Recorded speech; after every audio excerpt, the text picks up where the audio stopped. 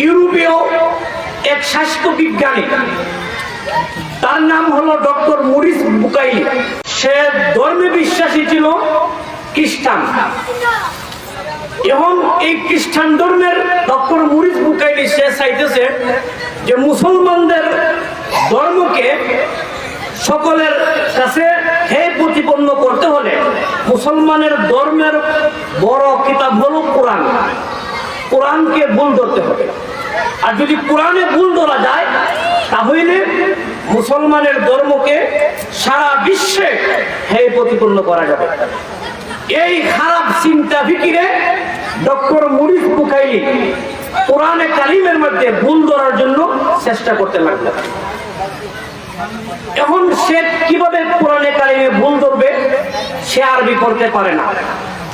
সে Saudi এক আরবি পণ্ডিতের সাহায্যে সে আরবি শিক্ষা অর্জন করলো। আরবি পণ্ডিত্য অর্জন করে সে কোরআনে কারিমের মধ্যে ভুল ধরার জন্য চেষ্টা করতে লাগলো। ডক্টর মরিস বুকাইলি কোরআনে কারিমের মধ্যে ভুল ধরার জন্য সূরা ফাতিহা থেকে শুরু করে গোটা কোরআন শরীফকে সে পাঠ করলো, আর ভুল খুঁজতে লাগলো।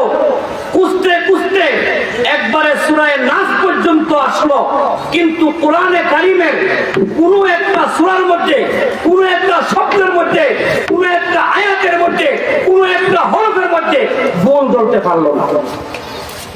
এই ডক্টর মরিস বুকাইলি এখানেই থামেনি।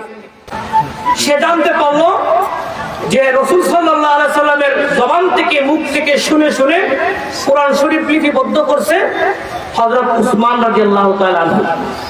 আর এই কোরআন পৃথিবীর কোনো জায়গা নাই, ইস্তাম্বুলের জাদুঘরের মধ্যে সংরক্ষিত আছে।